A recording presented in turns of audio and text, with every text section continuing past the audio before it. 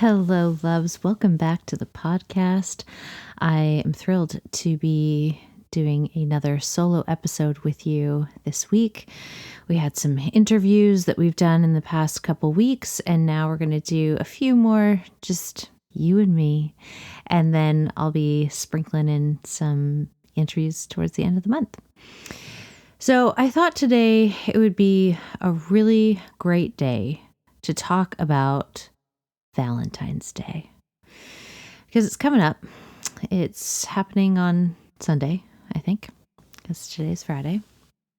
And this year just is a little bit different for a lot of us. And, we're coming up on a year in the pandemic year. And so for a lot of us, that means, the relationship to going on dates or dating or being in a relationship has changed, has altered, is shifted temporarily. And I've been getting a lot of requests for content on dating, for programs on dating, specifically in the time of the pandemic. So your requests have been heard. I love you all, and thank you so much for letting me know what it is that you would really like support with. So we're going to start this month off with a chat about Valentine's Day, and when you're single, how you can still have a kick-ass, love-filled day just with you. And the first place that we always want to start, and if you've been following me for a while and you've been following my work for a while, you know how important radical self-love is to me. And the reason that it's so important is because at the end of the day, the relationship that I am left with is the one with myself. And I want to ensure that that is a really vibrant, healthy, and love-filled relationship. And part of the reason why things can get a little wonky, especially on days like Valentine's Day, is because we've outsourced our experience of love and we've put it on the responsibility of another person. Not always, but that is really, really, really common to do. And so the first place we want to begin is just by looking at the relationship that we have to ourselves. And for many of us, this past year has been a crash course in the relationship to self. So we've had probably more time with ourselves this past year than maybe we have our entire lives. And so we can see where the parts of the relationship that we have with ourselves are really, really strong and really, really healthy and really, really vibrant. And then we can also see the areas where it might be a little sticky or a little challenged or just a little crunchy, And we want to start there. So we want to look at the parts of our relationship to self that are really, really thriving. I am a big fan of start where it feels good to start instead of plummeting people into their greatest area of resistance and pushing them. Like, that doesn't feel like pleasure to me at all. What feels like pleasure to me is starting where there's already an opening, starting where there's ease, starting where there's love, and cultivate more ease and presence and love in said area, which then begins to extend outward into other areas. And then we have this natural opening that happens in those areas that are a little bit more crunchy. And when we begin with an area that we feel solid in, so maybe it's the relationship to your body that you feel really solid in, or maybe it's your relationship to your career that you feel really solid in, or maybe it's your relationship to love that you feel really solid in. And that can mean love in your family system, that can mean love in your relationships, it can be love in your friendships. Like, you might just be a really great lover of all kinds. And so we want to start where it feels really good. And this, I promise, will have something to do with Valentine's Day. So we want to take a look at the area of life that we feel really, really anchored in when it comes to our relationship to self. And part of creating a Valentine's Day that feels really good for you to be in, even if you're single, Or even if you're partnered and you're away from your partner on Valentine's Day, it's really helpful to take a look at, well, what is that area where I feel really vibrant, I feel really strong, and start to build the theme of the day or the activities of the day around that area. So for me, the area that I feel really, really strong in is my relationships. And so the way that I kind of build a Valentine's Day that has a lot of significance and meaning is by prioritizing investing love into those connections. So we choose an area of life to kind of orient around, and then we can start building out, oh, how can I invest my time, my energy today in a way that enhances this particular area? And when we start there, we're naturally going to see this snowball effect happen where you do something that has a lot of positive momentum. You're going to want to keep going because you're going to get immediate feedback in whatever area it is. So let's say I send out a message of appreciation to my close girlfriends, and the immediate feedback loop is either receiving a thank you, or it will be a thank you and they'll also pour into me. And so I immediately get that feedback and it sparks more inspiration. It sparks more movement, more fluidity. And then all of a sudden I'm like, ooh, I have even more love to give. Like, where can I send it now? And so when we start with an area that feels really good for us, we're more likely to gravitate towards actions and energies that really, really nourish us. So we'll start there. The next thing we want to do is really deconstruct what Valentine's Day actually means to you. Because for a lot of us, it has this weight to it. It has this significance to it. But when we really sit with it, like, what is the significance? And is that something that we have chosen out of our own free will, that we've constructed out of our own free will? Or is that something that we just adopted as a byproduct of living in this culture? And when we start to deconstruct the relationship to Valentine's Day, like, we want to take a look, what does it mean to us? What is the meaning that we have associated to Valentine's Day? And is that a meaning that really serves the person that we're becoming and serves our vision for love? So in a few weeks' time, I am going to be doing a workshop called Visioning for Love. And it's one of my favorite workshops to run because when it comes to relationships, when it comes to dating, without a very clear vision, it's very hard to kind of land the plane on the results that we want because we don't know where we're going. And when we don't have that clear vision, it's very hard to live into that possibility, to live into that future, if we don't know exactly what that is that we're calling in for ourselves in our life. So I'm going to be doing a 2-hour workshop on the 20th of February, all centered around visioning for love. It's only $22. It's easy breezy, and you'll get a recording of the session. So we're going to dive more into visioning for love in that workshop and really set you up to be super clear on the direction that you're going.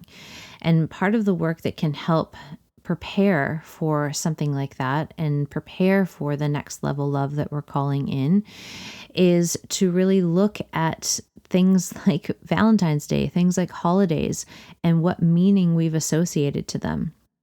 And when we start to deconstruct that, it's not that we shouldn't have feelings about it or we shouldn't have meaning that we associate. That's cool. You can have it. It's just a matter of bringing it into your conscious awareness so that we know what our subconscious is kind of cooking up. And a lot of the time, our subconscious is just running rampant. And this is why we get wonky results in love, because our conscious mind is going in one direction and our subconscious is moving in a totally different direction. And this causes this push-pull energy within us.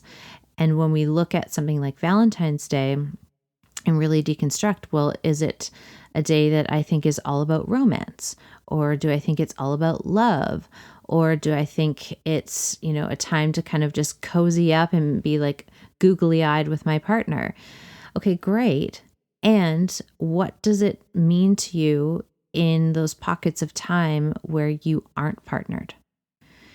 And this is where it gets really interesting, because we can have a context or an idea about a significant day or a holiday when we're partnered, and then have a very different experience of it when we are not partnered, romantically speaking. So we want to take a look at both sides. Like, what does it mean to you when you're partnered with someone? And what does it mean to you or about you when you're not partnered with someone? And this will start to show us some of those unconscious beliefs, unconscious programs that might be running counter to what your conscious mind or your vision for love actually is. And we need that data. We need that information in order to do kind of clean up in aisle 5 and be like, okay, that's a belief system that is running against the results that I want. So let me clean it up. Let me do something about it. But it's hard to do something about a belief that we are not clear exists. And so when we start to take a look at, what we really are unconsciously thinking or feeling about the day, then it allows us to not only set ourselves up in the future a little bit better, because we can ask for what we need, we can ask for what we want, we can be really clear on our vision for the day, and we can also start to distill that down into our experience of Valentine's Day today, right now. Obviously not today, unless you're listening on Sunday. But when we look at it, and let's say we have an idea that it's the most romantic day. And so it's a day where you get chocolate and you get like roses and all these things. Okay, great. And when you're single, what does that mean? Does it mean the absence of that love? Does it mean the absence of that romance? Can romance only be cultivated in the paradigm as it's currently constructed in your mind via a partner? Or can it be constructed regardless of whether you're partnered or not? And this is where we really start to turn on that self-empowerment again. Because if we can only access romance or only access love in this particular way via a romantic relationship, well, then we're going to kind of feel like a pile of poo when that relationship doesn't work out, or in the pockets of time when we're single. And sometimes us humans can do this thing where we outsource our needs, we can outsource our desires without being really clear and direct about that. So we might hold these unconscious beliefs that our partner should just read our mind. Our partner should have the exact same context that we do about Valentine's Day or about romance or about love. And this gets us into a lot of mischief interpersonally, because no two people have been conditioned the exact same way, which means their experience of romance is unique to their conditioning, their environment that they were brought up in, their life experiences. And yours is a byproduct of your conditioning, of your life experiences, of the environments that you were brought up in and the things that you were exposed to. And so when we know what exactly is kind of making up our beliefs about the day, well, then we can really have a lot of clear guidance to co-create something magical with another person. We can co-create with us and the universe, us with love, us with God, us with spirit. We can co-create with other people in our life, like friends. Like, just because you're single on Valentine's Day doesn't necessarily mean that you have to be alone on Valentine's Day. And if it's really important to you to be in connection with other people on this day, because to you it's a day of celebration, of love, of expression, of generosity, amazing. Then we take that data, we take that information, and we actively create the thing that we want. So if connection is really vitally important to you on Valentine's Day, then now you become the author of your story. You become the person who creates what it is you'd like to see in your life. You become the conscious creator of your experience. So instead of just operating on default or just letting life happen to us and we're kind of flailing in the wind, we anchor down and we really tune into our heart, and we allow that heart-centered directive to actually direct what we're co-creating within our lives. And so that might mean you have a Zoom party with some of your friends. I know you're probably Zoom fatigued by now, but that's a way to get connection. Or maybe you make up a fun little game with your friends where each of you sends a love letter to someone in your friend circle, kind of like a Secret Santa, but for love, where you write a letter of appreciation and like you each draw names and you're like, okay, I got this person, I'm going to write them a letter and make sure everyone gets a letter. And that's a way to create connection. That's a way to extend that love. That's a way to embody the thing that you truly desire when it comes to the celebration of this day for you. You might be on the other side of the coin too, where you think Valentine's Day is just total shit and you think it's dumb. And that would be an important thing to investigate too. So what is it about the day that you're not really digging? And what I've come to find is not always the case, but a lot of the time is the case. When people have a bit of a chip on their shoulder about Valentine's Day, it's because deep, deep, deep down, they have a desire to be much more romantic than they give themselves permission for, or be much more expressive in their love than they give themselves permission for, or be much more receptive to love than they give themselves permission to receive. So again, not always the case, but it is always good to just take a little gander into why we believe what we believe. And are those beliefs like truly ours, or are they a byproduct of conditioning? Because oftentimes, they're a byproduct of our conditioning, or they come from those moments in time where maybe we did have an expectation of romance and we were really let down, and we didn't get what we wanted or what we had hoped for, and we were embarrassed by that. And so to kind of ensure that we never feel that level of vulnerability or embarrassment again, we wall off against a day like Valentine's Day. And we, put up this front of like, it's so dumb. It's so commercial, which it is. Let's be honest. Like a bouquet of roses is normally what, $12, but like on this weekend, they jack the price to be double the amount. Like there is some truth in that. There's some truth that there is, a little bit of capitalistic agenda that's interwoven into this particular holiday, and really one could argue all holidays. And so if there's that element, then great. We can take ownership over that. Like, oh, that's the part that I don't jive with, not necessarily having a day devoted to love.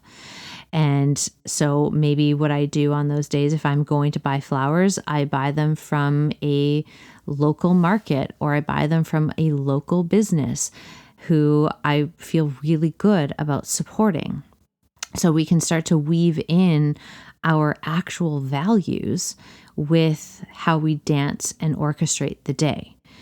And if we, are able to really get clear on what our vision is when it comes to Valentine's Day, what our beliefs are about it, and the beliefs when we're single versus when we're partnered, that can give us so much juicy data into how do we generate a day in a way that feels really nourishing for us?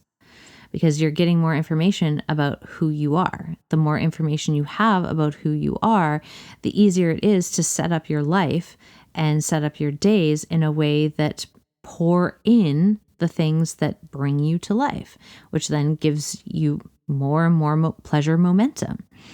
And, to me, Valentine's Day is an opportunity to really be singularly focused on the giving and receiving of love.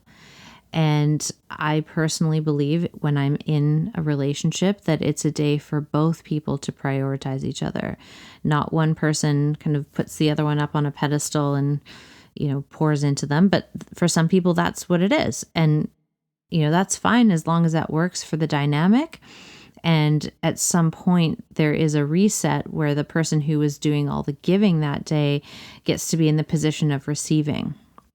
And so that we have a nice balance. Without that, there's a good chance that resentment will start to build.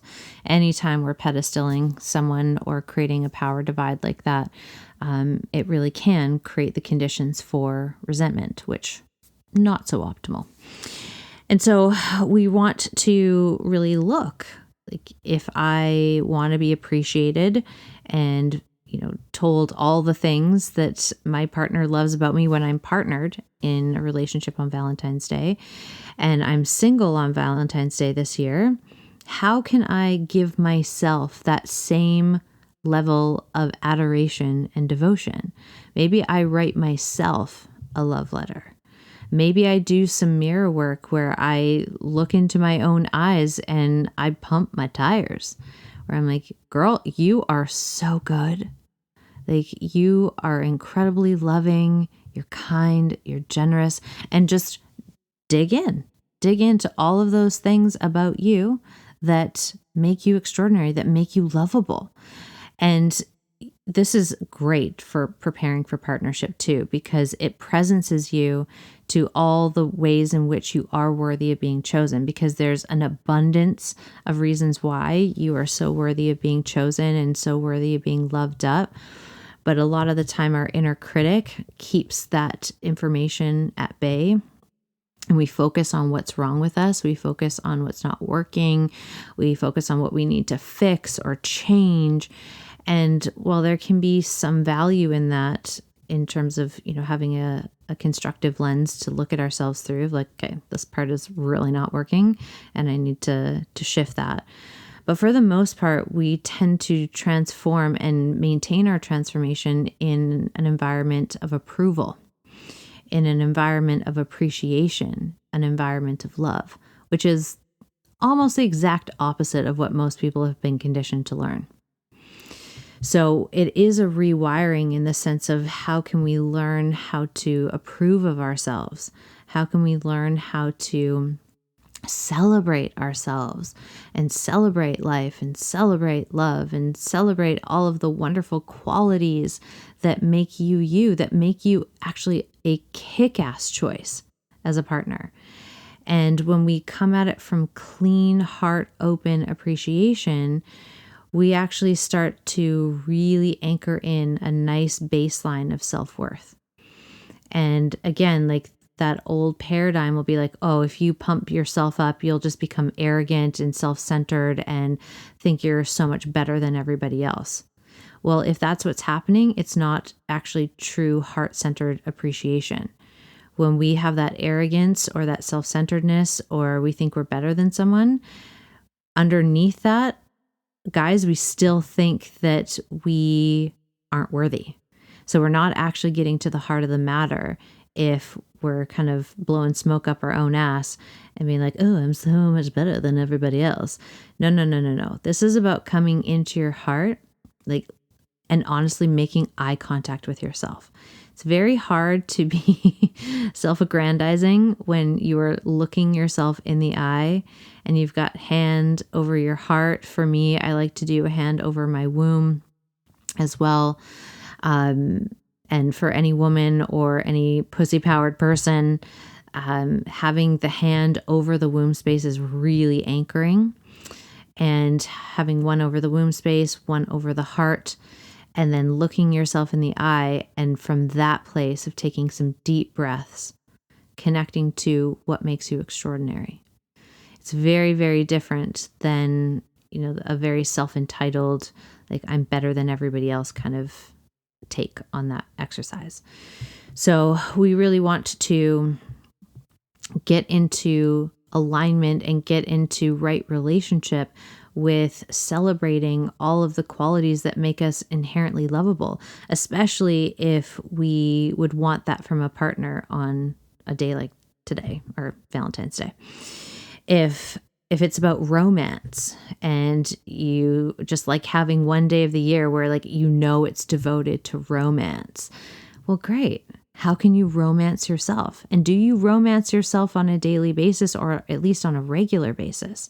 Because again, if we're not building that into our regular life, we're then outsourcing that need and we're putting a lot of expectation on it. And whenever we put a lot of uncommunicated expectations on anyone or anything, they're bound to go sideways. So we can really use this to our advantage so that, down the line, when you are in partnership, we're not putting all of this additional stress onto the relationship by making this one day, the only day that we can really experience romance, and that it has to be perfect. It has to be right. Like if we weave in romance just within our relationship to ourselves, but even our relationships with our friends, and how can we make our friendships a little bit more romantic without crossing lines, of course, and without crossing boundaries, and within the paradigm and context of what is appropriate within those friendships. But for me, what that looks like is I often flirt with my friends, especially my girlfriends. And I tell them what babes they are and that they look smokin' when they look smokin'. And when they need a little pump up, I give it to them. And that is a way of injecting a little bit of romance into the relationships. Or if we go out for coffee and I want to buy coffee for a friend of mine, that's injecting some romance into the connection. Or I'll send them a little love note just out of nowhere and remind them of who they really are. And those are ways that we can, subtly bring the energy of romance in without destabilizing the relationship. And when we look at our relationship to ourselves, how often are we romancing ourselves? Or how often instead are we just rushing through our day? And so romancing ourselves has a lot to do with pleasure alchemy because it requires us to slow down. It requires us to be more intentional with some of the things that we do. Even if you just romance a meal for yourself. So instead of just cooking up a frenzy and eating really fast, you cook intentionally. Maybe you plate it in a way that I like to play this game with myself. If I was on a cooking show or if I owned a restaurant, how would I serve this meal? And so I plate everything that I make so intentionally, and I make it look like it could be shot for a magazine or taken out in a restaurant and be well received. And so I romance myself in those ways where if I make myself a coffee or I make myself breakfast or dinner that day, that I really romance it up and make it so gorgeous for myself because I am worthy of being treated with that level of devotion, that level of care. Maybe it's, an opportunity, Valentine's Day is an opportunity to be receptive to affection. And when we have that kind of context for Valentine's Day, then how can we be more receptive to life on Valentine's Day? So gratitude would be a wonderful way to get that need met when you are single. Because in order to be grateful for something, you have already received it a lot of the time, or that there will be an exchange of giving and receiving. And receptivity and gratitude can really train our brain and our body and our emotions into creating a bigger container for more receptivity to happen, for the more pouring in of love. and appreciation. And these practices aren't just limited to Valentine's Day. This is where life gets real juicy. So if we limit our access to love to just one day, that's really problematic. Because then once that day comes, there's so much expectation on it that we often don't even experience love on that day anyway. Because we're so wrapped up in our heads. We're not in our body. We're not in our experience. We're not open to love. So let this Valentine's Day be the access point, the portal, the opening to a year full of love. A year where you are devoting so much time and energy to your needs and your love needs and your romance needs, and you're ensuring that you are tending to those just as much as you expect anyone else to tend to them. That you get really creative in the ways in which you receive love, or you give love, or you're open to love, and playing with romancing yourself in ways that had just never crossed your mind that you could do. And I promise your creativity is an untapped resource here. It has so many ideas. And if you really want to know how you can romance yourself, sit down with a pen and paper and write down all the ways that you dream that a partner would romance you. Or watch your favorite romantic movies. And what are they doing in those movies that is so appealing to you? Get that down on paper. Get really clear of what it specifically is. And then as the year unfolds, work to weave those into your life. Work those into your relationship to you. And practice with your friends. Let them know, like, this is something that I really want to welcome more of in my life. And could be, set up a system where we're sending each other, a note of appreciation every week. And, we can find these really wonderful creative outlets to ensure those needs are met, so that when your next partner comes in, not only are you already loved up, but you are really clear on how you want to give love, how you want to receive love, and you can communicate that really eloquently to someone. And in relationships, we all know communication is so necessary. And without clear and direct communication, things can go sideways really fast. And our relationship to romance, our relationship to love is no different. And if we enter into a relationship assuming that the other person has the exact same context as us when it comes to love and romance, well, we will likely be rudely surprised because they might line up in the honeymoon phase, but then after that, it goes awry. It goes sideways. And so this is such a great practice in intentional pleasure dating, is by doing the preliminary work of connecting to our own needs for romance and what specifically does feel romantic to me, what does feel like love and appreciation to me. And then when we meet someone new, we can have those conversations and we can learn them just as much as they get to learn us. And the people that are worth, investing more and more into are the ones that, dig your version of romance and love, and they know that they have the skill set or the capability to show up in that way. And that you really dig their version of love and romance, and that you can show up and contribute in ways that make sense to them. And it's very hard to vet for that in a relationship when we are unclear of that ourselves. So by unpacking what Valentine's Day means to you, what romance means to you, and then designing your day around an area of life where you feel really juicy already, and it's easy to pour into yourself in that area, and then find ways to romance yourself on Valentine's Day. Find ways, if you are close with your friend circle, like how can we all contribute to each other in a way that enhances our experience of connection or love or magic or romance or whatever it is. And, when we start to look at those distinctions, all of a sudden being single on Valentine's Day no longer has to be like this curse or like this scarlet letter of like, ooh, you've got the single on your shoulder. Like, okay, yeah, I'm single and I get to design my Valentine's Day in a way that really lights me up. And so I might go get those roses, or I might make chocolate dipped strawberries, or I might watch all of the cheesy romance movies that I desire. I might do some great mirror work. I might put on some music and just move in a very pleasurable way and romance myself, seduce myself through dance. Like that's so fun for me.